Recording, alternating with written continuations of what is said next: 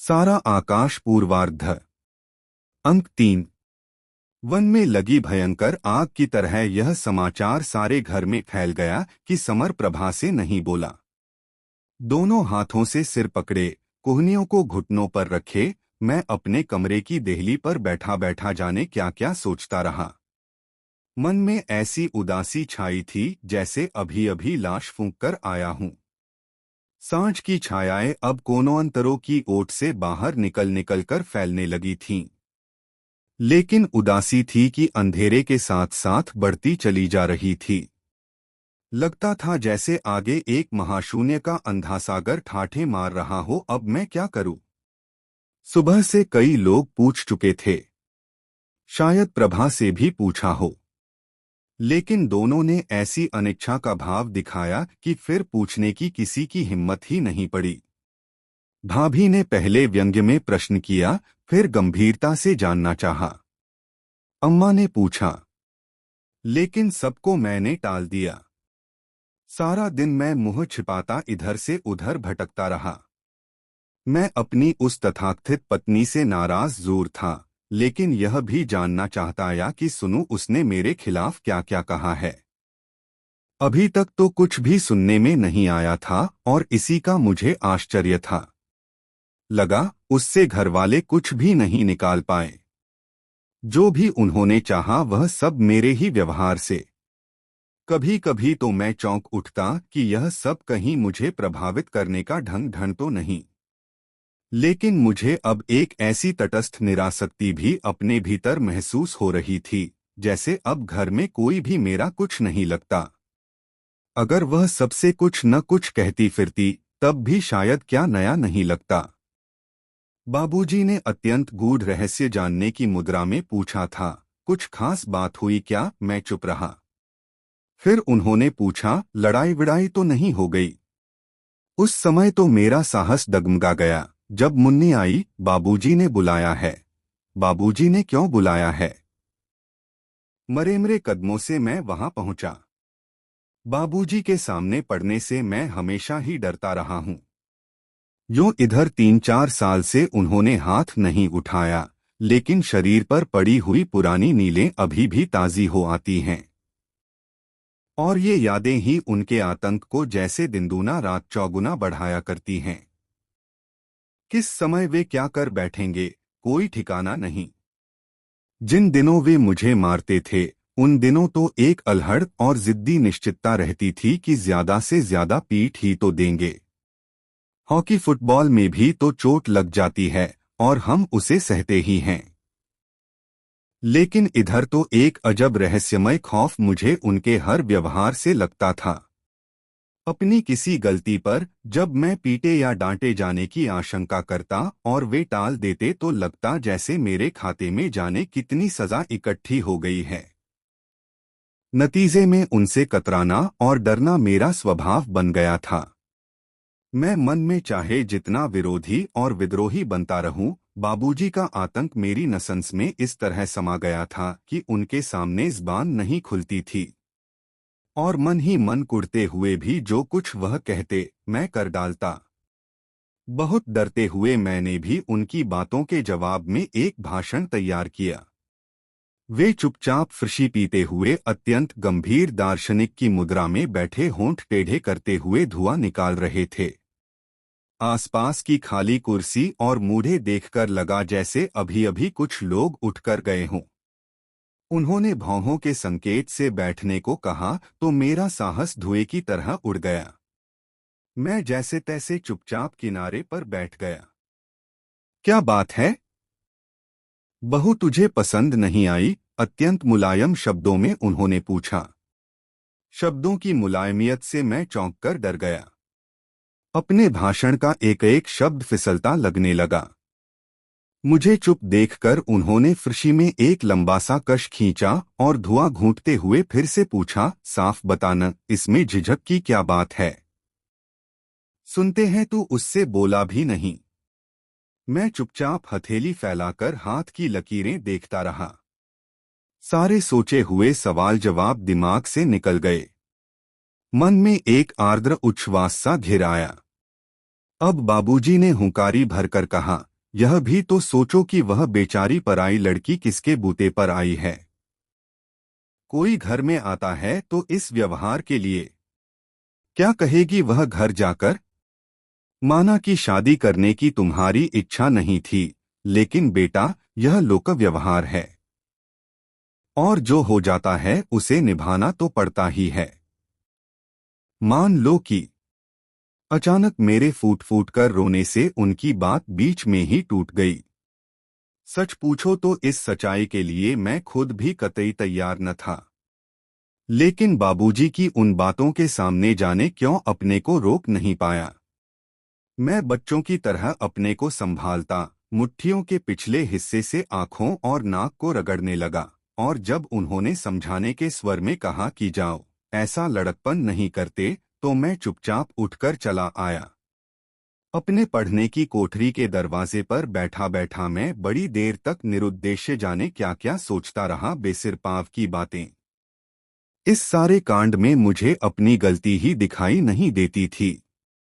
यह शादी मेरे उच्चादर्शों और महत्वाकांक्षाओं के लिए जहर थी, यह जानते हुए भी कहीं यह आशा थी कि चलो लड़की पढ़ी लिखी और समझदार है, हम लोग एक दूसरे को समझने की कोशिश करेंगे, बनने में मदद देंगे। चाहता तो मैं भी अपनी सुहागरात के दिन अंधाधुंध उसके रूप का बखान शुरू कर देता, या बिल्कुल जाहिलों की तरह कोई जोता या बिल्ली ले जाता और ऐन मौके पर क्रोध में उसे मारकर जिंदगी भर के लिए अपना रौब गालिब कर लेता। लेकिन मैंने तो चाहा था कि पढ़े लिखे, सभ्य और शिष्ट आदमी की तरह मैं यह सब नहीं करूंगा और सबसे पहले उसे बाकायदा अपना परिचय दूंगा, उसका परिचय पूछूंगा। फिर उसे अपने सपनों और महत्वाकांक्षाओं के बारे में बताऊंगा, उसे समझाऊंगा कि जीवन और जगत के बारे में मेरे विचार क्या हैं। यह सब अच्छी तरह समझा चुकने के बाद नम्रता से पूछूंगा, कहिए इन सब में आप कहाँ और किस तरह मेरी सहायता करना चाहेंगी? लेकिन इस सब की तो उसने अपने व्यवहार में गुंजाइश ही नहीं रखी। वहां ऐसा मौका ही कौन सा था कि मैं यह सब बातें कह पाता। नहीं, इस सब में मेरा अपराध नहीं है। बाबूजी व्यर्थ ही मेरे सिर सारा दोष मढ़ रहे हैं। अचानक किसी ने भीतर से पूछा, मैं उससे नहीं बोला। यह बात बाबूजी को पता कैसे चली? मैं चौंक उठा। हाँ, ठीक ही तो है, उनसे यह बात किसने कही? मैंने तो इस बात का किसी से भी जिक्र नहीं किया। उसी ने कहा होगा। मुझे तो सुबह से ही इस बात पर आश्चर्य हो रहा था कि क्यों वह इस इतनी महत्वपूर्ण बात को अत्यंत तुच्छ बनाकर उड़ाए हुए है, क्यों नहीं उसने किसी से कुछ कहा। लेकिन उसके बताए बिना कोई जान ही नहीं सकता। आखिर औरत है ना, अम्मा से चाहे न कहा हो, लेकिन मुन्नी या भाभी से जरूर कहा होगा। मुन्नी या भाभी से मालूम करूं?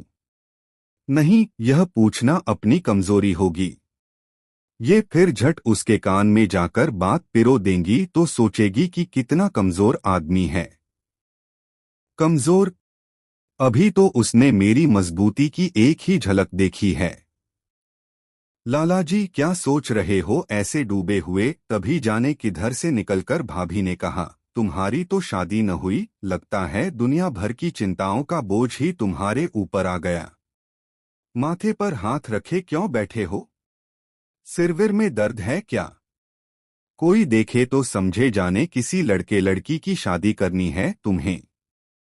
मैं चौंक गया, जैसे चोरी करता हुआ पकड़ा गया हो।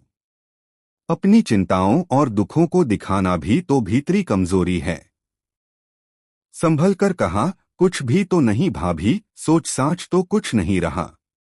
यूं ही बैठा हूं, मुझे लगता था जैसे घर का एक एक आदमी या हर मिलने वाला अपनी बातचीत या हरकत से सिर्फ इसी ओर संकेत करता हो, और इस संकेत की चुभन या उसकी जवाबदेही से मैं बुरी तरह भयभीत हो उठता था। लाला जी बनो मत, दिखता तो सभी को है। दिन छिप गया और न तुम्हें खाने की सुध है, न पीने की। इसके बाद कुछ शैतानी से मुस्कुराकर वे बोली, क्यों, बनी नहीं क्या? उनके मजाक को समझते हुए भी गंभीरता से जवाब दिया, और भाभी बन के भी नहीं सकती। घमंड मैं अपने सगे से सगे का नहीं सह सकता, चाहे कितना ही खूबसूरत हो या पढ़ा लिखा। ऐसे घमंड को यहाँ जूती पर रखते हैं। आज भी नहीं कह सकता कि इतनी जोर से मैंने बाबूजी की बात का जवाब दिया, घर में कहीं बैठी प्रभा को सुनाया, या सिर्फ भाभी से बात कही। सो तो बात हमें भी लगती है लालाजी, भाभी ने इधर उधर शंकित निगाहों से देखते हुए धीरे से खुसुर फुसुर करके कहा। प्रभा में थोड़ा सा अपनी पढ़ाई और खूबसूरती को लेकर गुमान है। मुझसे पूछो तो कोई ऐसी परीजादी भी नहीं है। यो अपनी उम्र पर खूबसूरत कौन नहीं होती। हम नहीं थे, अम्मा जी नहीं थीं, और कहने के साथ ही वह अपनी बात पर लजा गईं। वो मैंने उपेक्षा से सिर झटका। ऐसी खूबसूरत हैं तब तो यह हाल है। अगर सचमुच खूबसूरत होती तो न जाने दिमाग का क्या हाल होता। मैं जोर से ही बोला था ताकि वह भी सुन ले। भाभी मेरी बात समझ गईं। खुशामद से बोली, तुम्हारे हाथ जोड़े लाला, जरा धीरे बोलो, नहीं तो कोई जरासे में समझेगा कि तुम्हें जाने क्या उल्टा सीधा सिखा रही हूँ। सिखाने की क्या बात है भाभी, मैं क्या समझतो नहीं हूँ, अंधा तो नहीं हूँ। कहता था कि मुझे इस कुएं में मत डालो मत डालो, पर तब तो तुम्हें भी जिद चढ़ी थी कि इसके गले में ही फांसी का फंदा क्यों न पड़े। बताओ अब क्या करूं। अच्छा छोड़ो लालाजी, तुम भी क्या जरा जरासी बातों में सिर खपाया करते हो। स्नेह और आत्मीयता से भाभी बोली, चलो खाना खा लो, सब धीरे धीरे ठीक हो जाएगा। तुम्हारा भी खून गर्म है और वह भी अभी बच्ची ही है। मैं समझा दूंगी उसे। तब भी उसे ऐसा करना नहीं चाहिए था।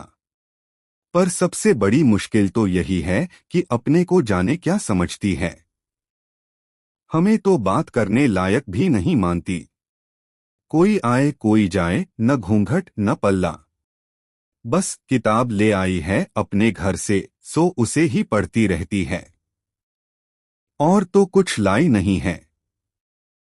जो है सो तो है ही, पढ़ाई का दिखावा बहुत है।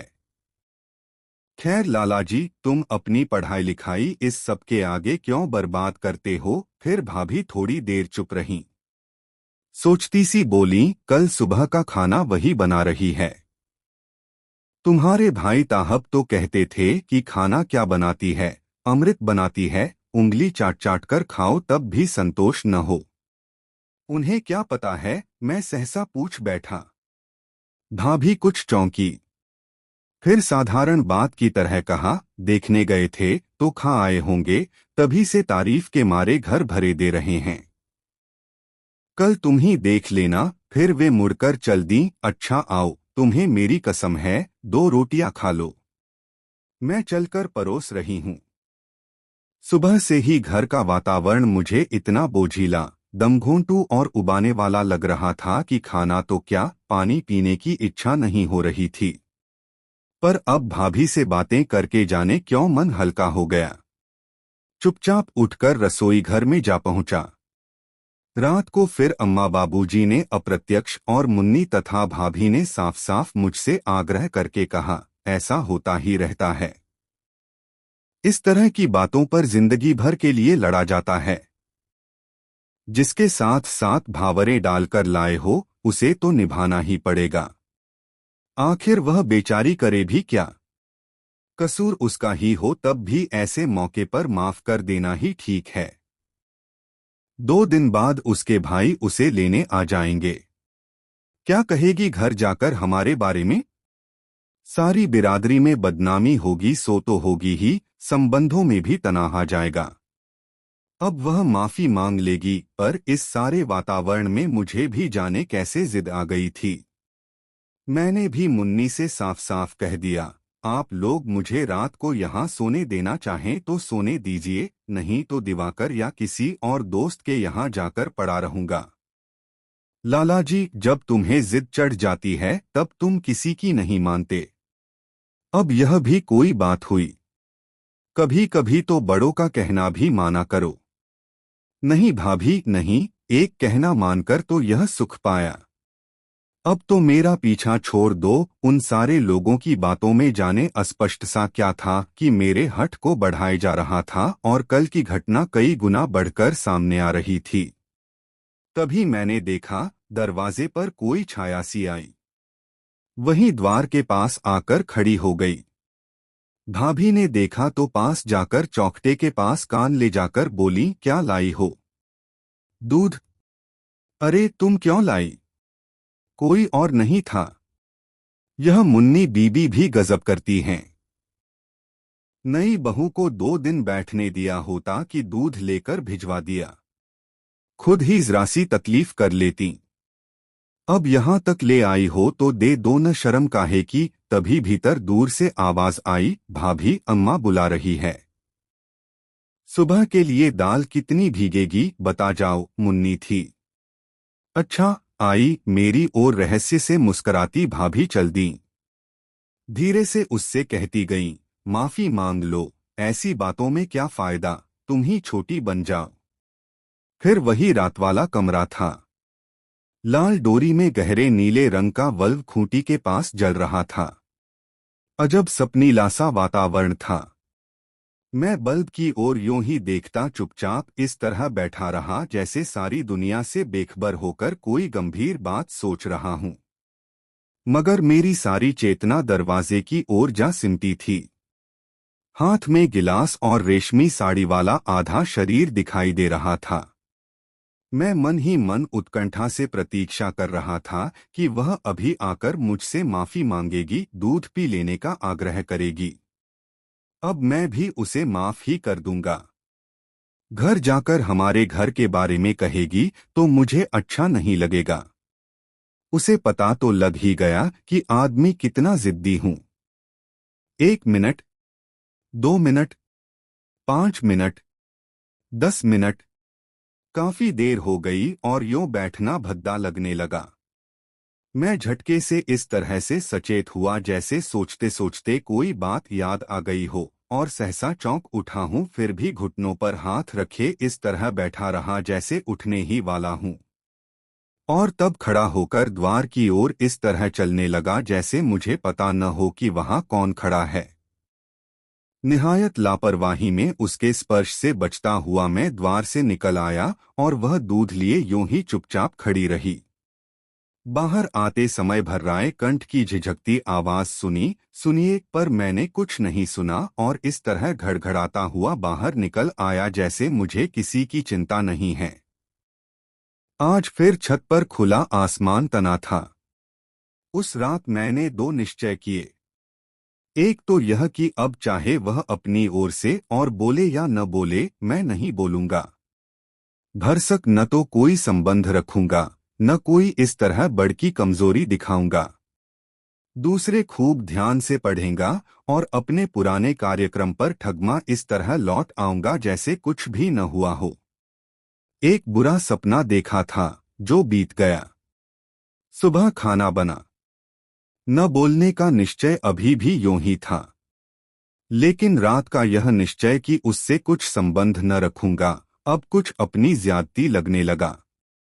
न बोलूंगा और न अपनी ओर से कोई झुकाव ही दिखाऊंगा। यहाँ तक तो ठीक है, लेकिन उसके हाथ का बना खाना कम से कम एक बार देखने के लिए ही सही, खाने में कोई बुराई नहीं लगी। हाँ, जाऊंगा तभी जब कोई खुशामद करेगा। वह तो खैर करेगी ही क्या। काश उसके हाथ की रसोई को पहले मुझे ही खाना था।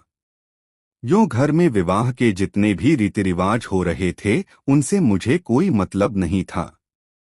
रोज पास पड़ोस की औरतों की फौजें आती और 3 बजे से रात के 11 बजे तक बुरी तरह से ढोलक पीटी जाती। बाद में अंजलियां भर भर कर बूंदी के लड्डू और बताशे बांटे जाते। मुन्नी का तो गाते गाते गला पड़ गया था। भाभी बड़ी बूढ़ियों के पैर लगते लगते और उनके लिए पान लगाते लगाते बुरी तरह झल्लाने और बड़बड़ाने लगी थीं। ऐसे समय में अकेली कमरे में चुपचाप कोई किताब पढ़ती या अपनी समवयस्काओं से, जो उसे देखने या मिलने आई होती, बातें करती। प्रभा के पास वे पानों की डलिया और पानदान रख जाती।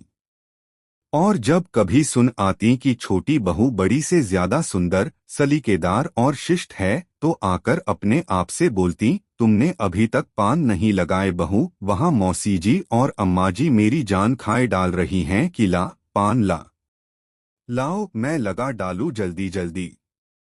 तुम नई बहू हो न, सो लजा रही हो। और फिर दो चार लगे हुए पानों को ले जाकर बाहर वालियों की बातों में शामिल हो जाती कि इस शादी में उन लोगों को कितना कम मिला है। मैंने भाभी से साफ कह दिया कि खाना ही क्या, उसके हाथ की मैं कोई चीज नहीं खाऊंगा। मैं असल में देखना चाहता था कि वह क्या कहती है। इतनी देर में अम्मा ने पहली बार कहा, नहीं भैया, ऐसा नहीं करते, यह तो घर की रीति है। अन्न देवता का कहीं अपमान किया जाता होगा। इस सारे कांड में अम्मा ने पहली बार मुझे समझाया था। यह मुझे आश्चर्य था कि वे मुझे डांट क्यों नहीं रहीं। कभी कभी तो घर वालों की इस अप्रत्याशित शालीनता को देखकर लगता था जैसे जो कुछ मैं कर रहा हूं उसमें उन्हें खुशी ही है। लेकिन बात बात पर डांटने वाली अम्मा चुप थीं। बस कभी कभी मौसी से बहुत धीरे धीरे कहती, क्या बताए पूनो, हमारा तो शादी करने का सारा हौसला ही खत्म हो गया। और गहरी सांस लेकर मानो शेष बात को दबा जाती। जब मुझे खाना खाने को बुलाया गया तो रसोई में मुन्नी, अम्मा, भाभी और अमर वगैरह सब बैठे थे। रसोई घर में खाना बनाने और खाना खाने की जगह को बांटने के लिए छाती के बराबर ऊंची एक ईंट की दीवार उठा दी गई है, ताकि बड़े बूढ़ों को पर्दा बना रहे। वह उसकी आड़ में थी। मैं यह तो नहीं देख सका कि कैसे बैठकर वह खाना बना रही है, लेकिन थाली परोसते या बाली में कटोरियां चुपती हुए हाथ मुझे दिखाई पड़ रहे थे। अब मैंने मानो पहली बार देखा, हाथ गोरे थे और हथेलियों और नाखूनों पर मेहंदी लगी थी। दो उंगलियों में सोने की नए डिजाइन की नौकाकार लंबी लंबी अंगूठियां थीं, एक हाथ में सोने की चूड़ियां कांच की चूड़ियों के बीच में, और दूसरे में काले रेशमी फीते से बंधी छोटी सी रिस्ट वॉच। मुझे लगा जैसे हाथ काफी सुंदर हैं, उंगलियां पतली पतली और नाजुक हैं। पहली बार उसका चेहरा भरपूर देखने को मन हुआ। साथ ही अपनी उस सारी बेवकूफी की एक्टिंग पर गुस्सा भी आया। लोन कांपते दो हाथों ने याली बढ़ाई तो भाभी ने संभलकर मेरी ओर सरका दी। सब लोग चारों ओर से इस तरह झुक आए जैसे मैं कोई जादू करने वाला हूं। थाली में दो तह की हुई पतली पतली छोटी सी दो रोटियां, तीन साग, एक दाल, रायता, दो चटनियां, पापड़ और अचार। देखकर ही भूख से मुंह में पानी भर आया। मुस्कुराते हुए मुंह का पानी सटका और थाली अपनी ओर सरका ली। बड़ी नजाकत से पहला टुकड़ा लेकर दाल में डुबोया। सबको उत्सुकता थी कि मैं खाने की प्रशंसा किन शब्दों में करता हूं। लेकिन जैसे ही ग्रास मुंह में रखा कि ओ करता हुआ बाहर भागा। बाहर ज्यों त्यों मुंह नीचे करके सारा उलट दिया। आंखों में बुरी तरह पानी भर आया। क्या हुआ, क्या हुआ? सब मेरी ओर स्तब्ध देखने लगी। लगा जैसे प्रभा के हाथ से बेलन छूटकर नीचे गिरा हो। हुआ मेरा सिर। दाल कड़वी जहर कर रखी है। मुझे नहीं खाने यह 56 भोग। मैंने शहीदों की तरह झुककर एक टुकड़ा तोड़कर माथे से लगाया और फिर जोर की ठोकर थाली में मारकर उछलती कटोरियों को बिना पीछे मुड़कर देखे ही बाहर चला गया। शायद रुआसी सी आवाज भी सुनी थी। मैंने तो चख ली थी दाल। खूब बावेला मचा। बहू खाना बनाना नहीं जानती, अब यह सब भी सिखाना होगा। भाभी ने ताना कसा, दिखाते वक्त किसी को क्या पता कि खाना किसने बनाकर खिलाया है। बड़ी चली थी रिस्टवॉच पहनकर खाना बनाने। बोलो घड़ी का तुम चूल्हे में करोगी क्या? या तो फैशन ही कर लो या काम ही कर लो। अरे पहली बार तो ठीक से बनाकर खिला देती, अब चाहे अमृत ही बनाती रहो। यह बात तो जब आने से रही। अम्मा की बड़बड़ाहट सुनी बड़ी आई। दाल तो मैंने चख ली थी। अरे तुम्हारे यहाँ निरा नमक खाया जाता हो, हमें क्या मतलब, जरा कम देती। दोबारा मांगने में कौन सी इज्जत जाती है। लो अब इन्हें यह भी सिखाओ। हमें तो इस शादी में कुछ भी नहीं मिला, न लड़की ही मिली न जाने क्यों मुन्नी बिल्कुल चुप थी। मुझे ऐसा लगा जैसे वह प्रभा की ओर है। दूसरे दिन उसके भाई आए और वह उनके साथ चली गई। जिंदगी में थोड़ी सी हलचल आई, चर्चा हुई और फिर पहले जैसी गति आ गई। दूसरे दिन ही रसोई से उठने वाली घी और पकवानों की खुशबू बरसों पहले की बात हो गई।